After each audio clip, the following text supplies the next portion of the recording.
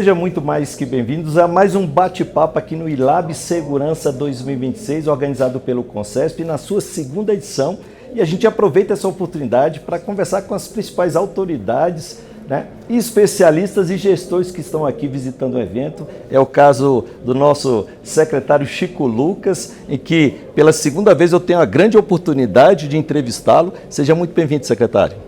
Obrigado, Luciano. É um prazer falar aqui para esse portal tão importante que é a Última Rácio, falar sobre a Secretaria Nacional de Segurança Pública, o Ministério da Justiça e Segurança Pública e essa integração com os estados nessa conferência que eu acho que já se consolidou como o maior evento de segurança pública do Brasil.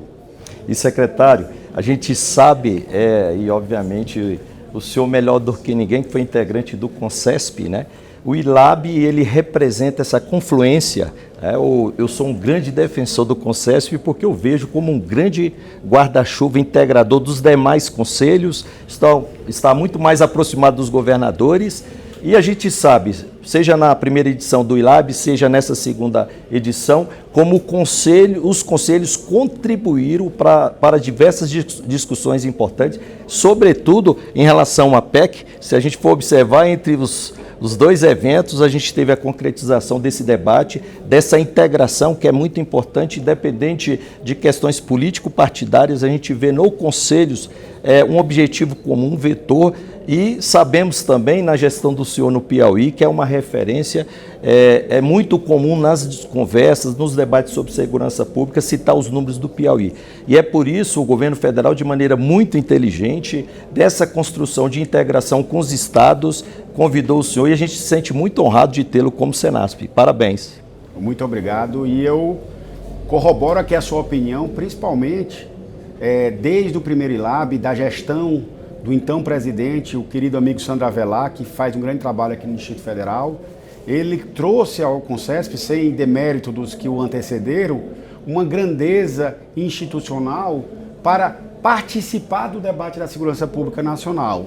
E passa a bola para o Jean Bezerra, que continua engrandecendo, e com a PEC da segurança pública, eu participei como secretário de Segurança Pública do Estado do Piauí, e agora secretário nacional, mas também membro do Concesp, no sentido de dizer que aquilo que é almejado pelo Concesp a nível de cooperação federativa, e o Concesp é isso, é um conselho dos estados com a participação da União, agora ganha status constitucional. Então a PEC da segurança pública foi aprovada agora pela Câmara dos Deputados, um texto muito bem construído pelo relator Mendonça Filho, com a participação primordial do presidente da Câmara dos Deputados, o deputado Hugo Mota, e a negociação do governo liderada pelo ministro da Justiça e Segurança Pública, o ministro Wellington César Lima.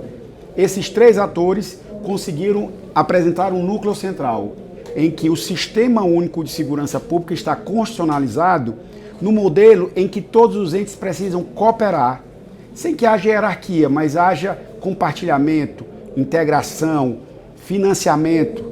E nesse sentido o Concesp vai ter um papel fundamental, porque ele vai ser um importante elo no debate da regulamentação. São vários temas que precisarão de regulamentação infraconstitucional, ou seja, de leis, de decretos, de portarias, e o ambiente propício para esse debate acontecer entre a União e os entes estaduais é o Concesp. Então, eu já fiz essa fala, não só no Concesp, mas também no CONCPC, no CNCG, no CONDPCI e no dos bombeiros na Liga Bom, justamente dizendo, olha, várias das instituições policiais vão ser, de alguma maneira, afetadas, porque a reforma da segurança pública, quando você vê o nível de profundidade, nós estamos falando de sistematização das políticas públicas, sistematização da segurança pública, novas fontes de financiamento perenes, principalmente com recursos das BETs e do Fundo Social, com uma revisão da política penal e da política de execução penal e o Estatuto Constitucional da Vítima. Então, quando você pega esses quatro eixos que definiram essa mudança do texto da Constituição de 88, você pode falar de uma reforma da segurança pública brasileira, e essa reforma precisará ser debatida com os operadores, precisará ser implementada. E nada que possa ser feito deve prescindir de um diálogo com quem está na ponta nos estados, que são os secretários que sabem e dialogam constantemente com as forças, com os operadores. Então, essa situação, Luciano, esse diálogo para nós foi muito frutífero. E quando a gente avalia como se deu a caminhada da PEC, o enriquecimento do debate com propostas vindas dos estados, sempre consensuadas, mostra o nível de maturidade que nós chegamos. Vejam que nós temos estados com diversos programas de cunho político, né, do espectro político, mas houve um núcleo que foi consensuado, que foi ajustado, e esse núcleo que irradiou para o texto constitucional foi tão bem construído para diminuir as arestas que nós tivemos um quórum de 487 votos a 15. Se aquele texto não contemplasse as aspirações da população, pode ter certeza que ele seria rejeitado ou não teria um quórum tão qualificado. Então isso mostra que o debate sobre segurança pública está saindo daquela dicotomia rasteira de dizer que bandido bom é bandido morto ou qualquer coisa do tipo, para dizer que segurança pública são políticas públicas efetivas de prevenção e repressão, incentivando e investindo no operador para ele qualificar o seu trabalho com inteligência e investimento, e o Estado dá uma resposta efetiva para a criminalidade violenta através do encarceramento e da asfixia financeira do crime organizado. É isso que os estados estão dizendo, qualquer que seja a sua coloração política. Secretário Chico Lucas, é importante pontuar essa orquestração do governo federal, sobretudo pela abertura de convidar o senhor como secretário, de ouvir os estados a partir dos conselhos e também relevar o Fundo Nacional de Segurança Pública e a sua importância. E falo isso por ser profissional integrante da segurança pública aqui do Distrito Federal, que todo mundo diz que é rica, que tem um fundo constitucional. Temos estados que, obviamente, têm caixas mais vultuosos, mas todos necessitam e precisam do Fundo Nacional e desse suporte.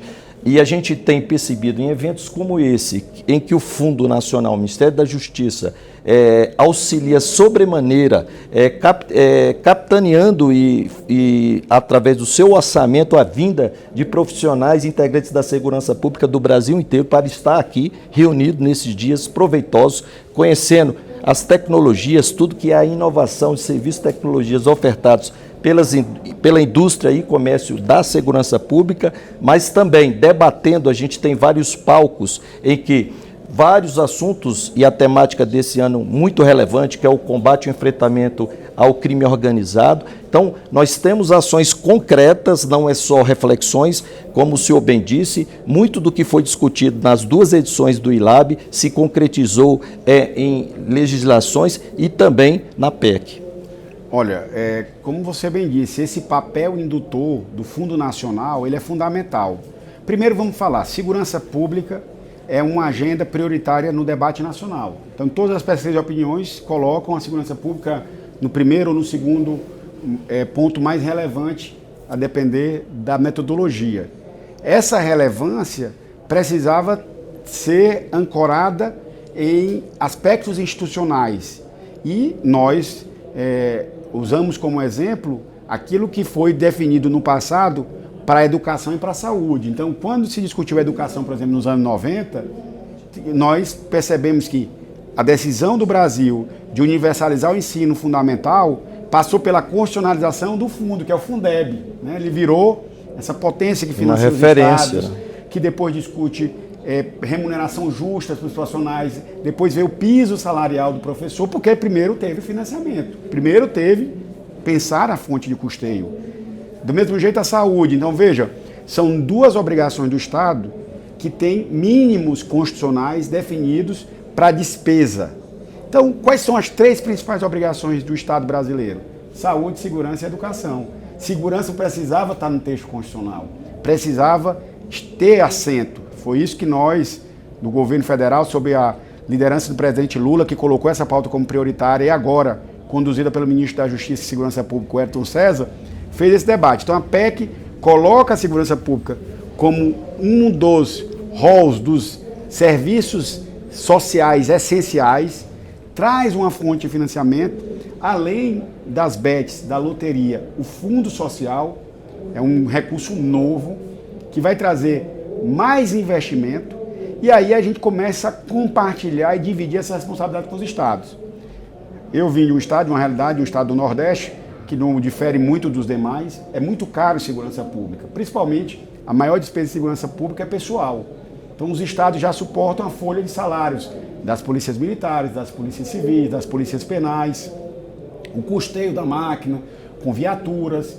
Cabe à União trazer um recurso novo para investimento. Então a gente quer entrar na compra de equipamentos, de armamento, de tecnologia cada vez mais necessária, porque a inteligência nos golpes virtuais, seja comprando drones, equipamentos, então tudo isso, o ILAB vem com esse debate, buscar recursos do crime organizado para o próprio recurso do crime financiar a segurança pública de uma maneira e dentro de uma lógica. Então tudo isso vem cada vez mais ganhando força e os debates aqui foram nesse sentido, de dizer que não dá para fazer segurança pública de maneira isolada, tem que ser cooperada.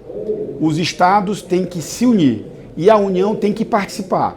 E aí, as diretorias da Senasp vieram hoje por dia, diretoria de ensino com capacitação, a diretoria do SUSP com vários projetos importantes como o PRONASSE, como o Município Seguro, a diretoria de gestão do Fundo Nacional, que faz um trabalho muito importante de fomento às despesas dos estados nos seus planos de aplicação, na compra de equipamentos, a diretoria de operações. Hoje, por exemplo, nós lançamos o balanço da Operação Brasil contra o Feminicídio, que envolveu todos os estados.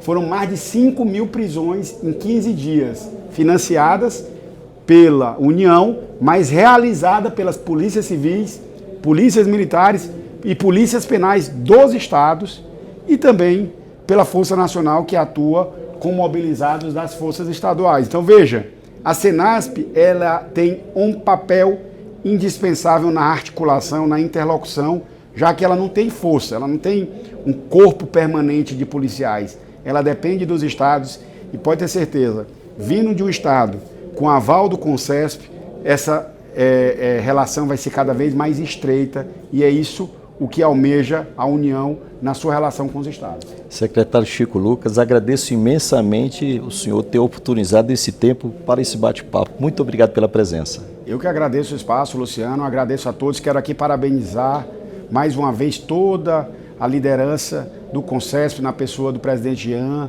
do vice-presidente da região Centro-Oeste, o Sandro e todos os outros secretários, colegas, a toda a organização do evento, na pessoa do Tiago Costa, que fez um grande trabalho, e a todos os profissionais. Na verdade, esses profissionais viabilizam que todos os policiais do Brasil estejam aqui. Então, não há momento mais oportuno para reunir, para discutir, e o que mais eu saio aqui feliz é de perceber que há um entusiasmo das forças policiais brasileiras nessa integração e todos eles estão muito empenhados em enfrentar o crime organizado, por isso que eu tenho certeza que o Brasil vai vencer o crime organizado. Obrigado, secretário. E esse foi mais um bate-papo, podcast Pocket aqui no ILAB Segurança 2026. Forte abraço a todos.